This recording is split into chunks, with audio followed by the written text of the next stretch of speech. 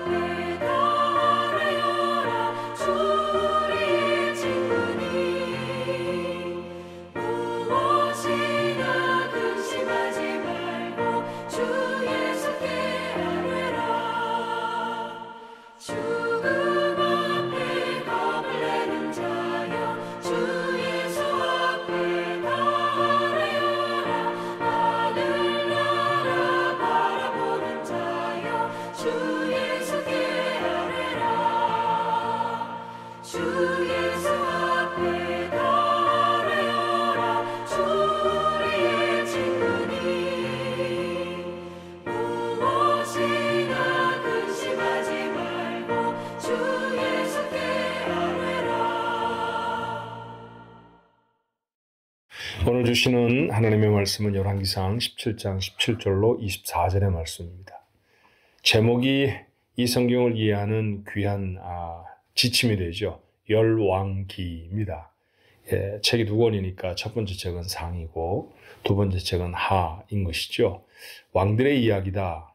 이스라엘의 왕, 유다의 왕들 어떤 모습이었는지, 어떤 때 복을 받고 어떤 때 어려움을 당했는지, 또 무엇이 그 사건들을 통해 우리에게 담아주시는 메시지인지 한번 주목하면서 오늘 열왕기상 17장 17절로 24절 말씀 같이 한번 읽어볼까요?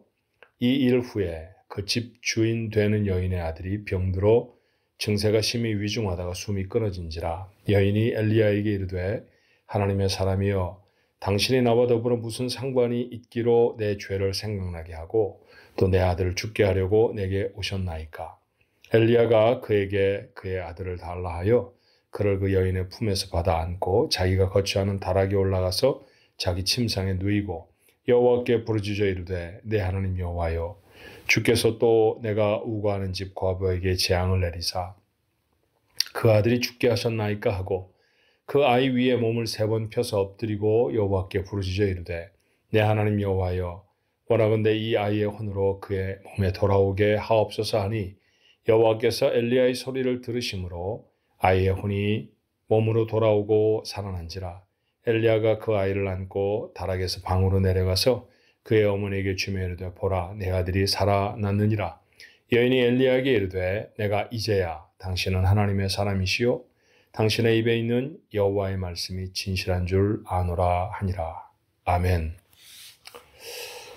쭉 묵상을 해오신 분들은 열왕기상 17장 본문의 말씀이 무엇에 이어지는 일인지 아십니다. 오늘 17절 시작의 말씀 이 일 후에 그 이 일이 무엇인지 우리 잠깐 요약을 좀 해볼까요? 남북왕국으로 나누어졌다는 사실을 여러분 이미 아시고요. 그 다음에 북왕국은 사이비 신앙으로 하나님 앞에 섰습니다. 그게 잘못된 것이죠. 그렇게 시작된 나라였습니다. 그런데 오므리 왕가의 아합이 다스리던 시대는 최악의 시절이었죠. 그 22년이 최악이라고 평가하는 까닭은 사이비 정도가 아니라 아예 이제는 바알과 아세라를 섬기는 나라가 되어버렸어요. 하나님 비슷하게 섬기는 것도 문제이지만 아예 하나님 섬기지 않고 다른 신을 섬긴다고 하면 우리의 심정적으로는 조금 더 악에서 한 걸음 더 나아갔다라고 생각이 들지 않으십니까? 까닭이 있었습니다. 이 아합의 아내는 이세벨이라고 하는 정말 역사에 전무후무한 악한 여인이었습니다. 그 여인은 원래 시돈 왕의 딸이죠. 공주입니다. 그런데 잘 살고 부유한 자신의 나라에서 온갖 종류의 우상을 다 섬기던 사람이었고 기고만장하게 살았을까요? 북왕국 이스라엘의 왕비가 되어주고 난 다음에도 하나님을 오랫도록 섬기던 백성들의 마음을 훔쳐서 자기가 섬기던 신에게로 바치는 일에 서슴지 않았습니다. 하나님 그런 모습을 보면서 엘리야를 통해 재앙을 선포하시죠. 3년 6개월 동안 비가 오지 않을 것이다 말씀합니다. 여러분 3년 6개월 비가 그렇지 않아도 없는 이 이스라엘 땅, 팔레스타인 땅에 아예 비가 오지 않는다고 하면 짐승이고 사람이고 고통스러운 건 말할 수도 없을 거예요. 더군다나 산천초목은 아마 바짝 말라서 그들은 아마 햇볕을 가릴 수 있는 그늘 찾기도 쉽지 않았을 것입니다. 어마어마한 고통입니다. 근데 좀 재미나고 또 하나 아이러니한 일은 뭐냐면 이 이야기를 선포한 엘리야도 이 고난을 비껴갈 수 없었다는 것이죠. 3년 6개월 동안 비가 오지 아니하리라 라고 선포한 그 땅에 그렇게 기근이 임하였는데 그렇게 비가 오지 아니하는 재앙이 임하였는데 여전히 엘리야도 그곳에서 살고 있다는 얘기입니다. 그러니 엘리야도 얼마나 고통스러웠을까요? 하나님이 그를 구제하는 방법을 만드시죠. 하나님 특별한 여인 한 명을 예비하셨어요. 오늘 성경을 통해 그 여인에 대해 우리는 이런 것들을 압니다. 첫 번째는 그 여인이 사르밧이라고 하는 동네에 사는 사람이다라는 거예요. 사르밧은 사렙다라고 표현하기도 하는데 그곳은 시돈과 두로 사이에 그러니까 지중해 면한 아주 부유한 그런 그 항구 도시죠. 근데 3년 6개월 동안 기근이 계속되면요, 이 부유함도 아마 많이 고갈되고 힘들어지지 않았나 생각이 듭니다. 그 중간쯤에 있는 도시가 바로 이 사르밧이라고 하는 도시예요. 그 여인은 과부였습니다. 남편이 없죠. 남자를 중심으로 경제가 움직여지던 팔레스타인 땅, 이스라엘과 유다의 관습으로 보면 과부다라고 말하면 가난하고 힘들다라고 하는 사실을 그저 배경으로 깔고 있는 그런 얘기입니다. 그리고 세 번째는 아들이 있었습니다. 오늘 본문에 등장하는 아들이 바로 그 아들이에요. 사실은 기근이 있었을 때 그는 한 움큼밖에 가루가 없었습니다. 곡식 가루가요. 그것으로 떡을 만들어서 이제 이거 마지막 음식이니까 이거 먹고 아들과 나는 죽을 거야. 그렇게 작정하였었는데 그 가정에 방문한 엘리야가 그거 당신들 먹고 죽지 말고 나에게 주십시오. 어떻게 보면 굉장히 당돌한 부탁이기도 하고요. 체면이 없는 그런 부탁이기도 한데 여인은 그 말을 들었어요. 그리고 엘리야를 그 마지막 가루로 공개를 합니다. 그랬더니 하나님이 그녀에게 약속하신 대로 기근이 다 지나가도록 그의 집에는 가루도 떨어지지 않고 기름도 떨어지지 않았습니다. 양식이 계속됐다는 얘기죠. 양식 구하기가 어려웠던 시절에 양식이 계속해서 공급되어졌다라고 하는 사실은 얼마나 크고 놀라운 축복인지 모릅니다. 먹고 같이 죽으려고 했던 아들도 당연히 살아났겠죠. 그런데 그만 그 아들이 죽습니다. 자, 또 하나 여인에 대해서 알 수 있는 것은 뭐냐면요. 엘리야가 음식만 한 끼 얻어먹은 것이 아니라 아예 그 여인의 가정과 좋은 관계를 가져서 그 가정에 머무르게 되었다는 거예요. 아합의 눈을 피하는 장소이기도 했고 기근을 피해갈 수 있는 장소이기도 했을 것입니다. 근데 그 가정에 그만 그 소중한 아들 하나가 죽고 말았습니다. 그러니 얼마나 여인은 낙담이 됐을까요? 그렇죠? 큰 아픔이었을 것입니다. 엘리야에게도 이것은 엄청난 한탄으로 하나님 앞에 나아가는 계기가 됩니다. 자, 여인은 자신의 죄 때문에 아이가 죽은 것 같다라고 말하기까지 해요. 자, 엘리야는 그 죽은 아이를 받아서 자기가 거하는 방으로 데리고 올라갑니다. 그리고 그 아이를 눕혀놓고 하나님 앞에 간절히 기도해요. 얼마나 간절히 기도했는지 20절의 표현은 여호와께 부르짖었다 그렇게 말합니다. 여호와께 부르짖죠. 간절히 기도했더니 아이가 다시 살아났습니다. 그리고 그 아이를 어머니에게 돌려주었어요. 죽었다가 다시 살아난 아이를 만난 여인은 얼마나 기뻤을까요? 자, 그 여인이 비로소 하나님께 이렇게 영광을 돌립니다. 24절의 말씀에 여인이 엘리야에게 이르되 내가 이제야 당신은 하나님의 사람이시오 당신의 입에 있는 여호와의 말씀이 진실한 줄 아노라 하니라. 이 말씀을 읽으셨어요. 굉장히 드라마틱한 기적의 사건인데 근데 여러분 오늘 이 말씀을 통해 우리는 인생의 쓴 부분을 살펴볼 수 있지 않을까 하는 생각이 듭니다. 우리가 얻을 수 있는 첫 번째 교훈은 문제가 끊이지 않는 것이 인생이다라고 하는 것 아닐까요? 아합의 학정. 얼마나 그 북왕국 이스라엘 지경에 살던 사람들은 고통스러웠겠습니까? 하나님이 벌을 내리시죠. 그랬더니 그곳에 기근이 임하였습니다. 자, 엘리야를 통해서 그 기근을 해결해 주셨어요. 그 작은 가정 하나에는. 그래서 기근 동안에 먹을 것이 생겼습니다만 그렇게 살아난 아들이 얼마 있다 병에 걸려 다시 죽게 됩니다. 마치 롤러코스터를 타는 것 같지 않아요? 문제가 생겼습니다. 해결이 됐어요. 그런데 그것으로 전부 다가 아니라는 거죠. 또 다른 문제가 생기고 또 다른 어려움이 생깁니다. 우리가 살아가는 인생이 바로 그렇죠. 병에 나와도 또다시 병에 들 수 있고요. 한때 사업이 잘 됐다가도 사업이 어려워질 수 있습니다. 누군가와 관계가 얽혀져 있어서 고통스러웠는데 극적으로 화해를 했다 할지라도 또 다른 사람과 또다시 관계가 틀어질 가능성이 얼마든지 있습니다. 이처럼 우리는 이 세상을 살아가는 동안에 문제를 피해 갈 수가 없죠. 왜 그럴까요? 여러분 종종 여행 가보십니까? 한 열흘이나 혹은 일주일이나 여행을 마치고 집에 돌아오면 어떤 생각이 드세요? 집에 돌아오는 비행기 안에서 집으로 돌아오는 자동차 안에서 집이 가까워지면 그런 생각을 하죠. 야, 집이 참 좋다. 뭐하러 그러면 집을 떠나서 돈을 쓰고 여행을 가는 걸까요? 그럼에도 불구하고 삶에 좀 리프레시가 필요해서 여행을 가곤 합니다. 여행 가는 걸 참 좋아하기도 하죠. 그리고 늘 집으로 돌아오면 집이 좋다, 집이 좋다 해요. 여행지에서 아무리 별이 많이 달려있는 호텔에서 자도요. 아무리 좋은 음식을 먹고 남이 해주는 음식을 먹고 일하지 않고 쉰다 할지라도 그곳은 집이 아닌 까닭에 불편합니다. 우리 인생이 그런 건 아닌가 싶어요. 우리는 원래 하나님의 사람들이었고 하늘의 사람들이었죠. 천국을 떠난 우리들에게 이곳은 나그네의 삶입니다. 나그네의 삶이 뭘 얼마나 가진들 편하겠어요? 계속해서 문제가 끊이지 않고 어려움이 생길 때마다 짜증내고 고통스러워할 것이 아니라 하나 중요한 사실을 깨달아야 합니다. 아하, 이곳이 내가 사는 곳이 아니구나. 내가 영원히 살 곳이 아니구나.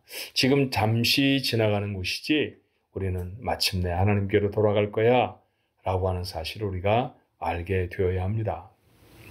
또 하나 우리가 만날 수 있는 교훈이라고 하면 기적, 문제 해결 이런 것들에 매달려 살지 않아야 한다는 거죠.